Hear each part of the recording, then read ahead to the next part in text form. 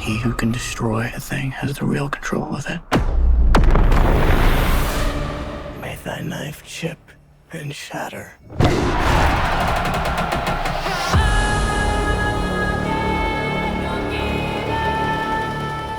Bonjour, bonsoir à toutes et à tous, est-ce que vous allez bien?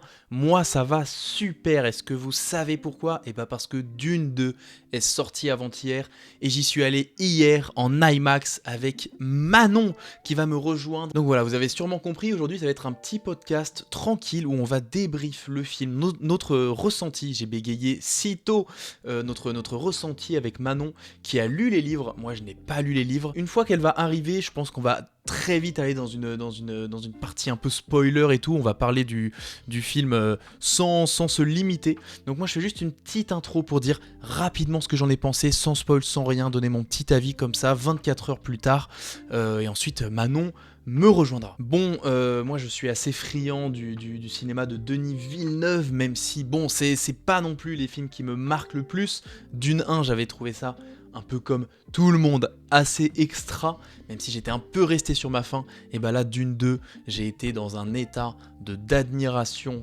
totale tout le long du film, c'était extraordinaire, vraiment j'ai passé un moment complètement fou, c'était un plaisir immense de pouvoir retrouver ces personnages et de pouvoir voir jusqu'où va l'histoire et à quel point en fait est-ce qu'elle est développée. Évidemment ça se base sur un livre, donc il y a du contenu, il y a de la matière, mais c'est fou de le ressentir aussi bien dans une adaptation. C'est complètement dingue à quel point la géopolitique est complexe et poussée, tout le monde se tire de partout, etc. Ça va dans tous les sens, tout le monde a tire un petit peu ses épingles du jeu pour le dire.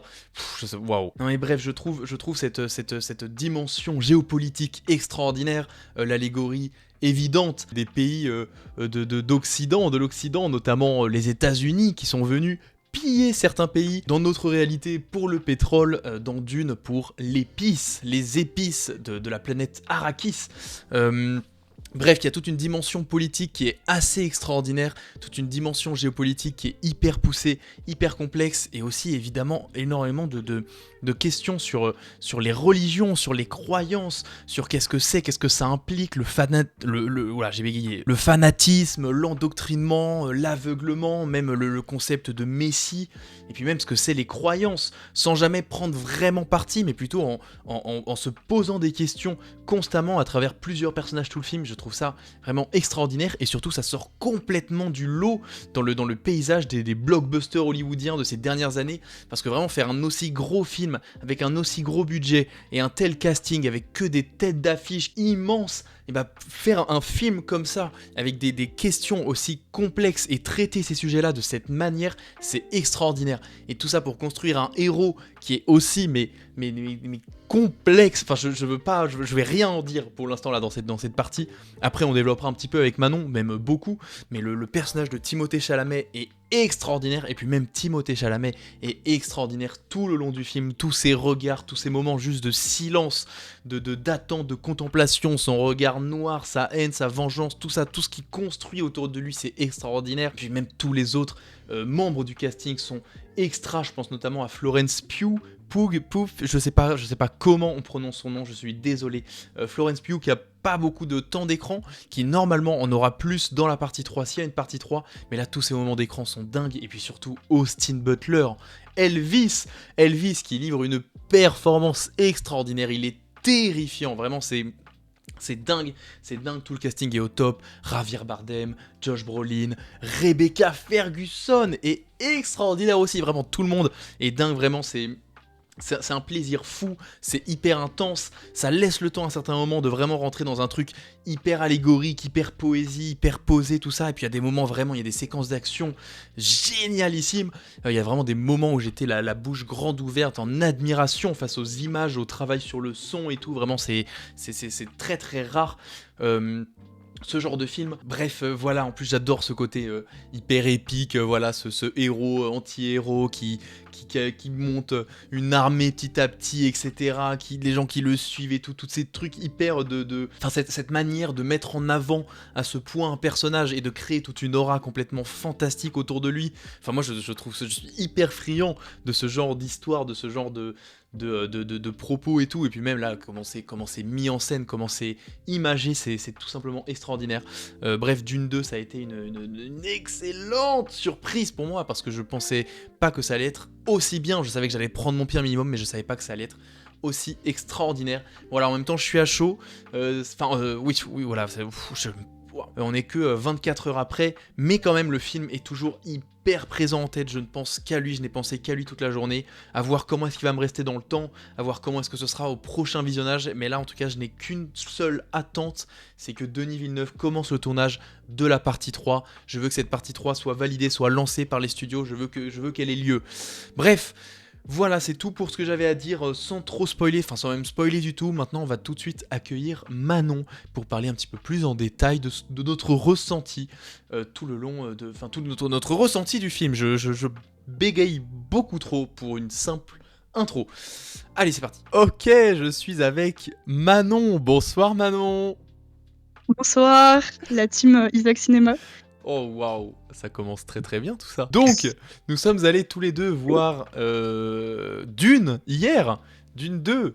En effet, en IMAX. En IMAX. Vas-y, dis-moi toi, rapidement, ou pas rapidement, prends le temps que tu veux. Dis-moi toi ce que t'en as pensé. Toi, grande fan qui a lu tous les livres. J'ai lu un livre et demi, mais on peut dire que je suis relativement fan. Alors qu'est-ce que j'en ai pensé ? De manière très subjective, c'était vraiment sympa. Les images étaient folles, la musique était bien. Les acteurs, en fait là il y avait beaucoup d'acteurs dans celui-ci. Il y avait des nouveaux visages voilà, qu'on attendait. Donc ça faisait vraiment plaisir de les découvrir à l'écran. Et moi c'est un 10 sur 10 pour le coup. Voilà. Après ils ont changé des trucs par... Non mais je suis un public facile en fait. Et ils ont changé pas mal de trucs, pas mal de trucs par rapport au livre, ce qui est normal parce que ça aurait été très dense autrement, mais ils ont ajouté plus, ils ont plus mis en lumière, genre l'aspect politique avec les conflits et tout. Donc ça c'était vraiment cool. Voilà, je sais pas si je développe plus. C'était bien. Les images étaient vraiment époustouflantes. Allez le voir, je vous en supplie. Je vous paye les places. Allez voir le truc. Elle l'a dit, hein. N'hésitez pas à me contacter, Mais en fait, je vous mettrai en lien. Si on veut un troisième film, il faut que ça marche. Donc s'il vous plaît, allez-y. Comme ça, c'est financé. Hop là, ça part en prod. Et vraiment, on voit que Denis Villeneuve, il a kiffé. Enfin, il est fan de l'univers parce que la manière dont il a fait, vraiment, j'étais devant l'écran, je me disais waouh, ok, ça c'est de la science-fiction. Genre, les images, elles sont folles. Il part dans des délires. Il y a des scènes qui sont en noir et blanc. On sait pas pourquoi et on est là, mais ça marche trop bien. Ça marche tellement bien. C'est trop beau. C'est fantastique. Voilà. Je sais pas, j'ai rien d'autre à ajouter pour l'instant. Alors, du coup, je pense que là, on va aller, en fait, on va direct aller dans le spoiler, quoi. Donc voilà, les dernières personnes qui veulent absolument découvrir, qui n'ont rien lu, tout ça, vous pouvez partir et revenir après être allé voir le film. Qu'est-ce qui change par rapport au livre? Qu'est-ce qui a été ajouté? Qu'est-ce qui est mieux? Ou qu'est-ce qui a été enlevé? Ouais, bah par exemple, dans ce final incroyable. Où il y a la bataille finale en fait avec contre l'empereur, donc les Fremen contre les Harkonnen et l'empereur. À ce moment-là, en réalité, Paul, ça fait plusieurs années qu'il est chez les Fremen et il a eu un fils avec Shani qui doit avoir quelques années, genre je sais pas, en fait je me souviens plus du tout quel âge il a. Et dans cette bataille, il a été tué il était dans un des sitches, donc des repères Fremen. Qui était, je sais plus si c'était au sud ou au nord, mais bref. Donc il a été tué, voilà, Paul est très triste, c'est terrible. Et le deuxième changement, c'est que la sœur de Paul, donc Arya, dans le film, elle est encore dans le ventre de sa mère, donc de Jessica, et dans le livre, elle est née. Et elle doit avoir 3-4 ans, et c'est elle qui tue un personnage important à 3-4 ans, parce que, comme vous le découvrirez dans le film... En fait, mais on va spoiler tout le monde. Comme vous avez déjà vu le film, voilà. Je pars du principe que vous avez déjà vu le film, elle a reçu toutes les mémoires des anciennes révérendes mères, donc des anciennes Bene Gesserit. Donc en fait, elle est déjà éveillée avant même de naître. Genre, elle a déjà plein de conscience, elle est déjà consciente. Et du coup, elle a tué un personnage important en mode à 3 ans, c'est comme si elle avait 1000 ans, tu vois. Voilà. Ça, c'est les deux gros changements dont je me rappelle. Moi, je me demandais, quelle est ta performance préférés du film parce qu'il y en a Ah. énormément. Il y a un Oh, casting monstrueux. Je pense qu'il y a au moins 15 acteurs, actrices qui sont des stars de malades. C'est fou. C'est fou. oui. Alors, je me rappelle pas du nom du mec, mais le mec qui a fait Elvis, là, dis-moi. Austin Butler Voilà, Austin Butler. Alors, je l'ai adoré dans le rôle de Fade Ota, Fade Ota, un truc comme ça. J'ai adoré ce mec, il est vraiment brutal. En fait, il joue un sociopathe, c'est beau à voir, j'ai kiffé. Wow. Et autrement, bah bien sûr, Timothée Chalamet dans le rôle de Paul. On dirait il y a une nouvelle personnalité qui est née, tu vois. On découvre une part de Paul qui était pas présente dans le 1 et c'est tellement beau, mais c'est tellement jouissif vraiment de voir ça à l'écran. C'était ah, il est trop imposant. J'aime trop. Moi, il m'a terrifié. Hein. Vraiment, il y Mais a eu oui, des moments. Tu vois, c'est ce que je t'ai dit, c'est qu'il y a un moment où je pensais que c'était bah, du coup le moment où ils arrivent dans le sud et qu'il y a un peu un conseil et que lui il arrive au milieu en mode maintenant c'est moi qui vais parler, même si j'ai pas le droit, je m'en fous. Moi je pensais que c'était genre la oui, dernière scène et j'étais en mode oh là là, en fait ça, putain, il est tellement complexe et machin, et waouh, il peut être super méchant, putain, ça va se terminer là-dessus. Et après il y a genre 1 heure encore où là il est de pire en pire et vraiment il y a un truc de vengeance pure. Et il contrôle plus rien. Mais en même temps, il contrôle plus rien parce qu'il contrôle tout. Et il est dans un truc, en fait, il s'est embarqué là-dedans sans le vouloir, surtout à cause de la daronne. Ouais, non, moi, il m'a complètement terrifié sur la fin. C'était beau, putain. mais c'est bien que Denis Villeneuve, il l'humanise du mieux qu'il peut pour nous, Ouais. spectateurs, avant que ça parte en couille, parce qu'après, je te jure, c'est fini. Oh là, oh merde, oh putain. C'est pas un spoil, mais enfin, en fait, il a, tu sais, son esprit éveillé, donc comme on a vu dans le 2, quoi. Ouais, ouais. Éveillé, De toute entre façon, guillemets. Entre grosses guillemets. de toute façon, à la fin, ça se sent qu'il est pas là pour aller faire ami-ami avec les gens, quoi. Il Ouais, est là, il est vraiment. arrivé, il a dit écoute, maintenant c'est moi l'empereur, je marie ta fille, tu vas faire ce que je dis. Putain, quand il dit Mais silence à la meuf là. attends, quand La meuf, tu sais la meuf des comment elle s'appelle la confrérie Ah, la des Bene Gesserit, ouais. La révérende voilà, mère. la révérende mère. Tout le film, elle est vraiment Ah ouais, présentée comme la meuf qui tire les ficelles, qui est elle qui règne sur tout, qui est machin, qui même si c'est l'empereur qui dirige, c'est elle qui contrôle l'empereur, qui contrôle tout. À la fin, elle ouvre un peu sa gueule et juste il dit silence et genre elle peut rien faire quoi. Là Ah, tu captes tu sais, genre, la elle tombe. puissance.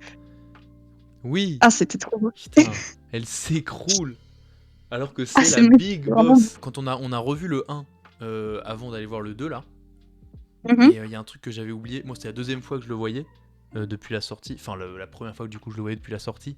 Et j'avais oublié à la toute fin, genre l'avant-dernier plan, ou limite le dernier plan. C'est juste un plan sur la mer qui sourit et qui d'un coup son visage se ferme et tu captes que la mère en fait elle est pas Ouais. tip top et qu'elle est là pour autre chose que juste aider son fils. Elle s'est dit bof, maintenant je vais avoir une fille. À quoi bon le fils? Ouais, bah, ouais, on la voit comploter un peu pour influencer tous les Fremen et que Paul puisse prendre le pouvoir pendant tout le film, c'est ça. Dans les livres, c'était un peu différent, il me semble. Après, je peux dire des conneries parce que ça fait 2 ans, je crois, que j'ai lu ce moment-là, donc je suis pas sûre. Mais elle faisait ça, mais elle était plus. En fait, elle était un peu dans le complot, mais en même temps, il y avait quand même une communication avec Paul. Genre, c'était moins extrême que dans le film, j'ai l'impression. Parce que là, elle a vraiment l'air folle, tu sais, quand on la voit, quand on l'entend parler avec son bébé, là. Ouais. Mais c'était bien fait, je trouve. Et il y a un truc qui est vraiment ouf aussi dans les livres, qu'on va plus retrouver dans le prochain film, si jamais il sort. Ça va être le côté écosystème où vraiment tout est lié. Et genre, dans le livre, c'est trop bien fait parce que bah, c'est comme, en fait, ça reflète nos écosystèmes à nous, tu vois. Mais c'est hyper intéressant.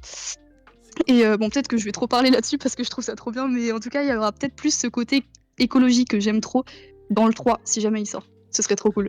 Mais en plus, le lore, il est tellement bien fait, en fait, tout est tellement cohérent que c'est trop cool. Genre, à la fin des livres, t'as des lexiques et t'as des explications, mais comme si c'était un manuel. Et ça, c'est le côté dingue que je trouve au film, c'est que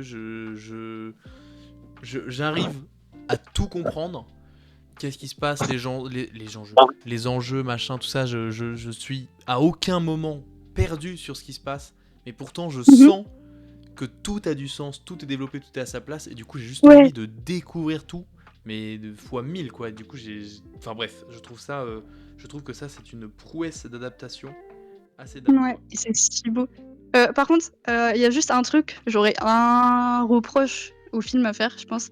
Ce serait d'avoir donné plus de contexte sur l'histoire pour qu'on puisse mieux se situer. En fait, à la base, dans l'univers, il y a eu un moment donné où t'as des gens qui se sont servis des robots et des intelligences artificielles Ah, oui.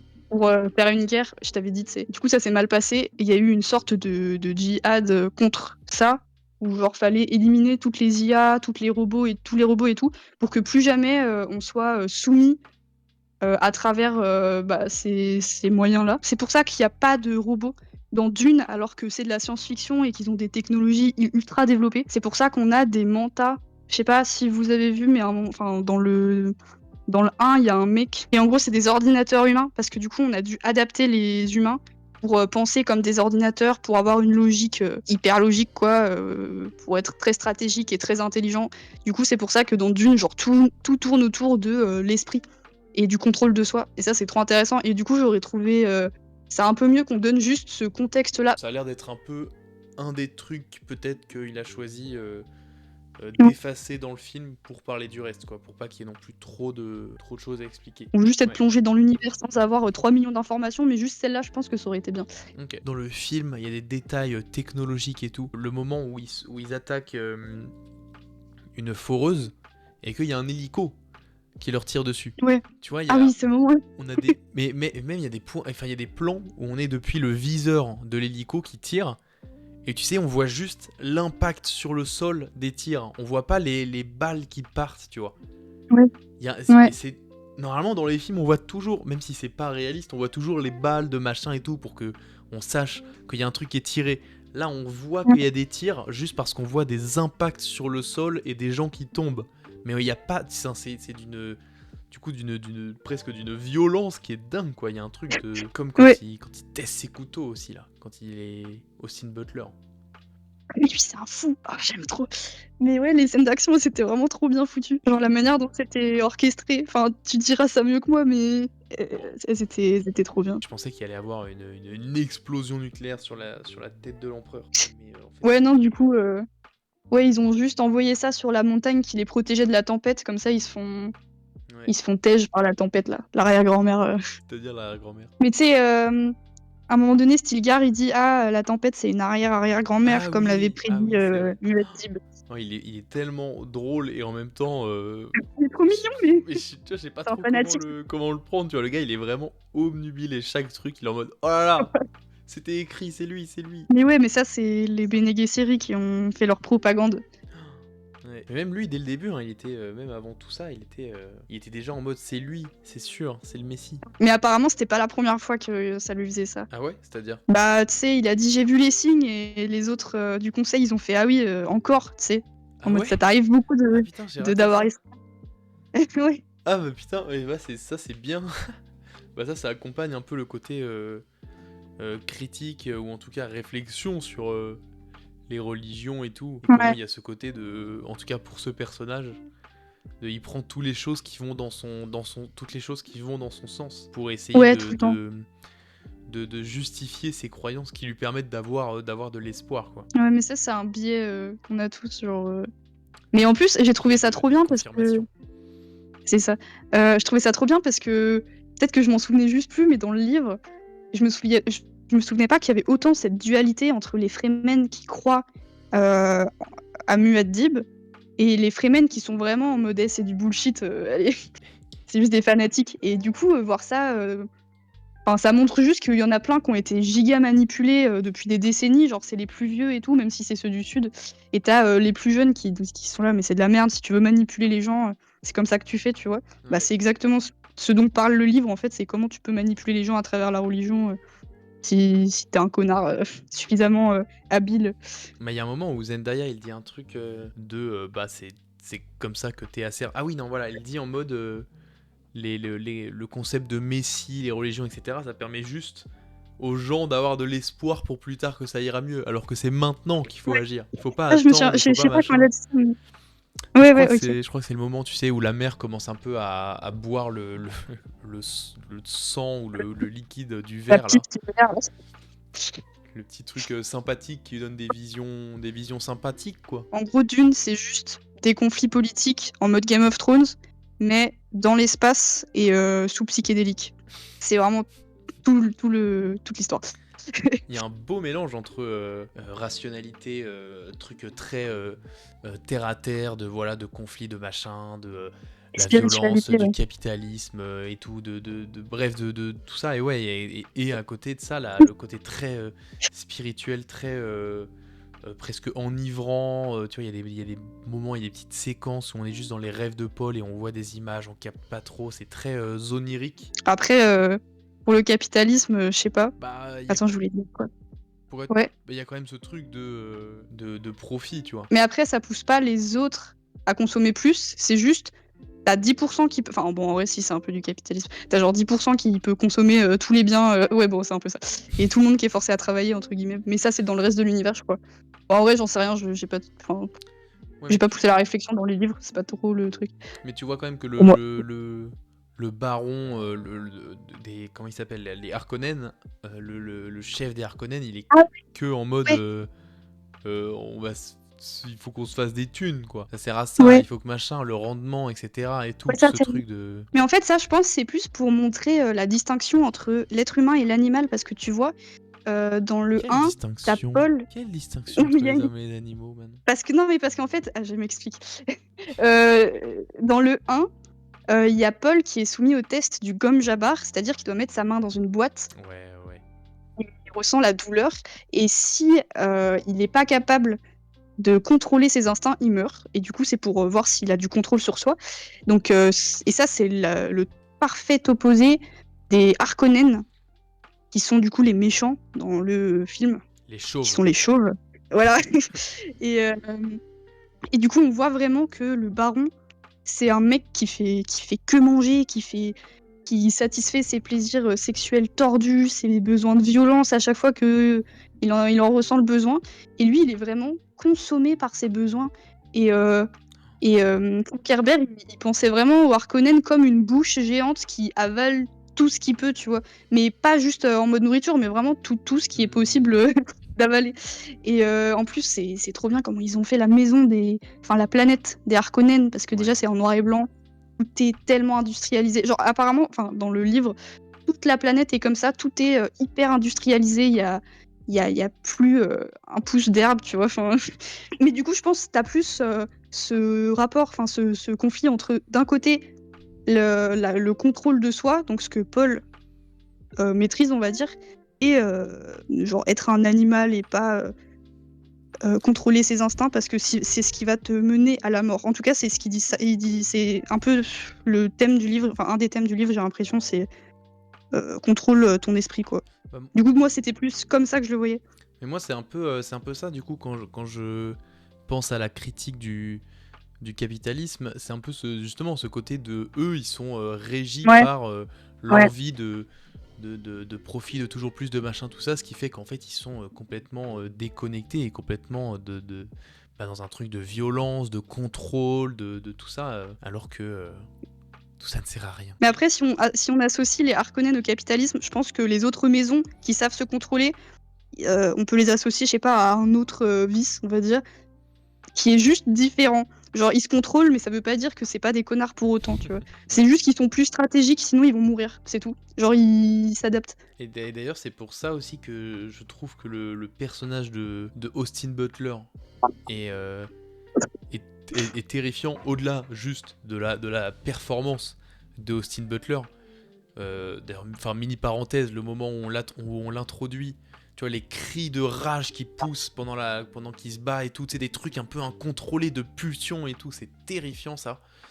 Et tu vois, ce truc qui soit dans cette maison qui est complètement fou-allié, tu vois, les Harkonnen et tout, qui sont régis par des trucs qui sont juste, enfin voilà, comme tu dis, qui sont juste une bouche géante qui avale et détruit tout, et de voir lui qui réussit le test de la boîte là, et qui lui en fait du coup est quelqu'un qui peut-être est quand même un peu dans le contrôle par rapport aux autres, ça en fait Bah ouais, un mec mais terrifiant. bah ouais, c'était un potentiel Muad'Dib aussi. Enfin, Ouais. ça a des rats là, machin truc. Ce que cherchent les... Comment elle s'appelle les quoi? Bene Gesserit. Voilà. Gesserit, je sais plus. Mais ouais, du coup, c'est marrant, j'allais dire, ils sont vraiment... Du coup, ça les... Waouh, j'ai du mal à parler. Du coup, ils sont vraiment proches, le personnage de Austin Butler et Paul, mais en fait, ils sont cousins. Mais même Ouais. au-delà de ça, il y a un vrai truc de... Au final, ils sont pas si éloignés, enfin, pas du tout au niveau des... Enfin, ils sont pas complètement différents au niveau des valeurs, des convictions, etc. Mais au niveau de la personnalité, de comment est-ce qu'ils gèrent, etc., de leur froideur, de leur contrôle sur eux-mêmes et tout, il y a un truc qui les relie pas mal. Et ça se sent dans le combat à la fin d'ailleurs. Ouais, c'est vrai. Et il lui dit t'es bien battu, cousin, et il meurt. Et t'as l'impression qu'en fait, il lui donne juste le flambeau de la méchanceté. Et parce qu'en fait, Paul, il fait peur au fur et à mesure qu'on voit sa transformation. Donc, Ouais. on se dit, ouais, bah voilà, maintenant, c'est Paul le connard de service. Peut-être, hein, peut-être. Moi j'ai vraiment cru qu'il allait mourir, hein, Paul, Ouais. pendant ce combat. C'était terrible, j'étais vraiment... Genre, j'étais là, mais pourquoi tu fais durer? Tu sais, normalement ça marche pas trop... Enfin, je trouve, dans les films, ce truc de créer un suspense, alors qu'on sait très bien qu'à la fin, il va être sauvé à la dernière minute, tout ça. Là, c'est le cas. Tu vois, il fait durer le suspense alors que bon, non, il réussit, il met le bon coup de couteau au bon moment. Mais j'ai eu ce truc de... Ah putain, je sais pas là, je sais pas quelle va être l'issue de ce combat, je n'en sais rien du tout. Juste j'ai Et peur. même moi qui connaissais l'issue du combat, ça m'a fait remettre en question ce que je connaissais. J'étais là, Ah mais oui, attends, il bah est mort là. Ça- ah, on est d'accord, il joue bien sur ça quoi, c'est terrible. Ah, et aussi, il y a un truc trop bien. Enfin, en tout cas, là, on voit mieux. Et je voulais dire ça tout à l'heure. Quand on parlait de la manipulation à travers les religions. Ouais. Tu sais, la princesse, comment elle s'appelle? L'actrice, tu sais, la blonde. Ah, Florence Pugh, Ouais, voilà. la fille de Piu l'empereur. Piu. Ok. Ouais, c'est ça, la fille de l'empereur. Florence Pugh. Elle, en fait, on voit comment Midsommar. les Béné... Les... T'as dit quoi? Oui, c'est ça. Comment les Béné Gesserit et même tout ce qui est autour de l'empereur, ils sont éduqués à la politique, mais à un degré extrême, tu vois. Ouais. Genre, elle est assez jeune et tu sais, elle corrige son père en disant mais non, mais si tu veux détruire un mythe pour des gens qui sont dans une religion, tu fais ça. Enfin, tu sais, genre Ouais. un level de manipulation à grande échelle, mais tu sais, c'est leur cours de maths, quoi. Ah oui, c'est terrible. Genre, ils sont au-dessus. Ce dialogue est extra. Hein. C'est leur éducation.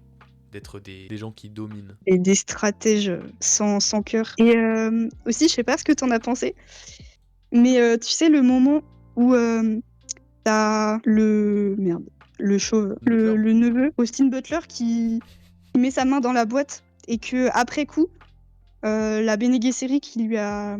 Léa Seydoux, voilà, c'est ça. Ouais. Léa Seydoux, elle elle donne son avis et en fait, elle fait son rapport de Bene Gesserit à la révérende mère et aux autres de son groupe. Et tu sais, elle désamorce la personnalité. En gros, elle dit comment il est, comment il fonctionne, Austin Butler aux autres. En mode oui, il fonctionne comme ça c'est comme ça. Ouais, sa sexualité, c'est comme ça. Et du coup, elles disent ok, bah on va pouvoir le manipuler de cette manière. Et du coup, je trouvais ça trop intéressant parce que c'était vraiment très représentatif de tout ce qui se passe dans le livre à chaque fois. Ils ont vraiment décortiqué sa psychologie en 4-5 phrases bien faites. Là, j'étais là, ah, ça ressemble au livre. Et tu vois que leur domination, vraiment, elle est intemporelle parce que, tu sais, à la fin, t'as Jessica qui dit à la révérende mère par la pensée, vous vous êtes trompé de camp. Et t'as la révérende mère qui répond, t'es mieux placée que... Enfin, t'es la mieux placée pour savoir qu'il n'y a pas de camp parce qu'elles sont tellement... Je sais pas, tu sais, c'est sur le long terme et pas sur le court terme à choisir des camps, tu vois. C'est genre, elles seront toujours dans l'ombre à tout manipuler. Elles seront Ça, toujours j'aime dans trop. le bon camp. Parce qu'elles savent où est la tendance, qui contrôler, Ouais. comment. Et surtout, elles ont un objectif plus grand. Du coup, le camp, c'est juste un moyen à un moment donné, mais ça veut rien dire en fait. Tu vois. Parce que tout change. Et vu que leur objectif, il se fait sur des millénaires de travail et de mise en place pour faire naître Paul, Ah, c'est beau. Par contre, je parle beaucoup, dis-moi si c'est trop. Mais non, c'est parfait. Nous t'écoutons Ok, toutes et tous avec la plus grande yeah, attention. superbe. Quoi d'autre? Coiffeur. Putain, J'adore la j'étais. coiffure de Paul, il est beau. Zendaya, elle est belle, ils sont trop beaux, ça y Oui, est. oui, oui, oui. Ah oui, putain, il y a un autre truc que je voulais dire. Enfin, en vrai, c'est peut-être un poil un peu trop forcé, mais je trouve que ça marche quand même. C'est le côté de Zendaya qui se fait trahir par son amoureux, quoi. Et qui est vraiment en mode... bah, tu n'es plus celui que j'ai connu il y a quelques jours, semaines, quoi. Et de voir ce changement et de voir comment ça l'impacte elle et de voir qu'elle a le recul et tout. Donc, tu vois, je trouve Ouais. quand même que c'est un poil trop, tu vois, le côté où tu vois, elle reste debout, elle quitte la salle, machin, c'est toujours enfin, c'est un peu trop appuyé, trop montré, un peu pas assez subtil, mais il y a quand même ce Moi, truc de... j'adore. Quoi. Moi, j'aime trop. Bah, trop bien. Bah, enfin, moi, j'ai trouvé ça super bien imagé et impactant, le côté Mais où... trop appuyé, quoi. Non, non, ça, Ah, encore autre chose. Enfin, pas vraiment autre chose, mais je veux dire, moi j'ai vraiment adoré dans toute leur relation dans le film, le côté où lui, il est vraiment. Il se fait emporter par ce truc qu'il ne maîtrise pas, quoi. Qu'il ne maîtrise ouais. plus. Et du coup, en fait, il a juste plus le choix que d'être comme ça. Mais du coup, tu sens quand même que, au fond de lui, il aimerait juste rester avec Zendaya et regarder le soleil se coucher en étant sur une dune, mais quand même, tu vois, enfin, il le montre pas, tu le sens, mais lui, son personnage, il est toujours fermé, il est toujours machin, il est toujours dans sa quête, et du coup, tu vois juste ce lien qui s'efface petit à petit avec Zendaya, et c'est horrible. Et j'ai trouvé ça trop bien qu'ils mettent ça dans le film parce que dans le livre de mémoire, c'était pas aussi marqué. Ouais. Du coup, ça avait plus d'impact et ça donnait plus de, je sais pas, de corps au personnage de Zendaya. Enfin, en tout cas, on est plus dans sa tête, tu vois. On comprend plus ce qu'elle ressent et ça, c'est bien. Après, dans le livre, j'avoue, la relation, elle est un peu différente, surtout sur la fin. Pour le coup, ce serait du spoil pour le 3. Ah, alors non, je t'en supplie. Du coup, je ne le dirai pas. Il y a un truc que j'ai été trop content, c'est que quand on a fini de re-regarder ensemble le 1 il y a quelques jours, à la fin tu m'as dit, il y a un des deux protecteurs là de Paul qui joue un petit instrument et t'as dit j'aimerais trop le voir et tout machin. Et là dans le 2, il y a un petit moment où juste on voit ce petit instrument en gros plan et là on comprend que c'est l'instrument Ouais. du gars, que c'est lui machin. Tu sais, enfin si tu m'avais pas dit ça, ça m'aurait rien fait.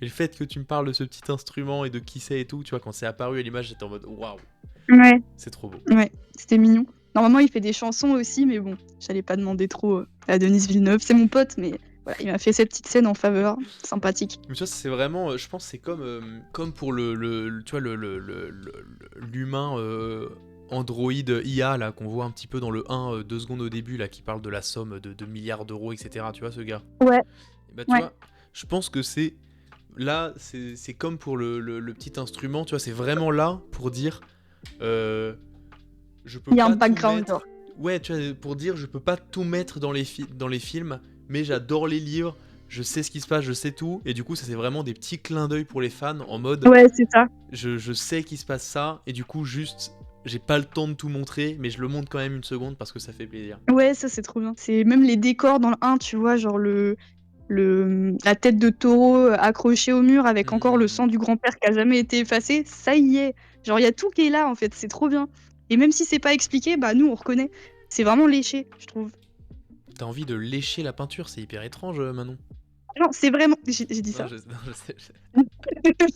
Quoi d'autre? Ah oui, le combat entre Paul et, son cousin. Ouais, Austin Butler. Enfin, on en a déjà parlé sur la fin, mais je le trouvais trop bien dans comment il était fait. C'était hyper violent et il n'y avait pas de pause. Et j'ai trouvé ça trop cool. Et dans les livres, les combats comme ça, ils sont extrêmement stratégiques. C'est une partie d'échecs. Oh là Et du là. coup, j'espère que tu vas kiffer quand tu vas lire parce que vraiment, c'est poussé à un point. Genre, on est tellement dans la tête des persos pour des détails, t'es là, mais ça existe pas. Et bah si, ça existe. Il est en train de calculer la trajectoire. Bon, peut-être pas la trajectoire, enfin si, en vrai, si. Mais vraiment, le côté psychologique, il y est aussi de ouf. Du coup, vraiment, lis le livre. Oh, j'ai trop hâte. J'espère que tu vas aimer. Et je sais pas à quel Ouais. niveau. Je sais pas si c'est bien truqué ou pas, mais j'ai vraiment l'impression à chaque fois que c'est les acteurs et actrices qui ont vraiment pris le temps de travailler des chorégraphies, tout ça, et que c'est vraiment eux et pas des doublures, quoi. Il y a vraiment ce travail d'implication Enfin, dans les persos. ouais, j'ai l'impression que c'est le cas en tout cas. C'est comme quand là je t'en parlais hier en sortant du film. C'est vraiment vraiment ce plan. J'ai lâché une larme de waouh. C'est juste Zendaya et Timothée qui marchent dans le sable la nuit et qui font la marche la danse des sables. Du quoi. sable de verre là, ouais, c'est ça. Voilà, et juste ce petit plan de eux deux qui s'éloignent de la caméra en synchro et tout. Tu vois, il y a ce petit travail de chorégraphie et tout, et tu vois, de juste le film qui laisse à ce moment-là, au milieu de toute l'intensité de tout ce qui se passe, qui laisse un plan un peu long durée de juste eux deux qui marchent dans le sable. Et moi, je trouve ça trop beau. Et Ouais, en trop plus, rare. c'était une petite danse, donc c'est trop mignon. Je suis sensible. Il manquait plus que Josh Brolin, l'entraîneur de Paul, l'Atréide. Il manquait plus que lui avec son petit instrument à côté, et voilà. Ouais, c'est ça, avec sa balisette. C'est ça le nom de l'instrument ? Ouais. Balisette, très beau. Et bah écoute, Manon, je sais pas si t'as des choses à rajouter, des choses que tu veux rajouter. Bah pour l'instant, non, y a rien qui me vient en tête. Juste aller voir le film. Enfin, non. J'espère que vous l'avez déjà vu parce qu'on a dit trop d'infos. Ouais. Non, c'était vraiment trop bien. J'ai kiffé. C'était du pur kiff. Voilà, c'est tout. C'est tout. C'était un grand moment, c'était un beau moment. Et on avait les mêmes réactions sur les Oui. scènes qui étaient. Quand il y avait une scène qui était trop bien, tu sais, on secouait la tête en. Oh là là là là. Ça me fait trop rire. Je jetais des petits coups d'œil à ma gauche et je voyais que t'étais dans la même phase, dans la même emphase. Je sais pas si le terme est bon. Ouais. Mais... Bah écoute, merci beaucoup pour ton intervention sur cette chaîne YouTube. Ouais. Trop bien. On se redit à bientôt pour Dune 3.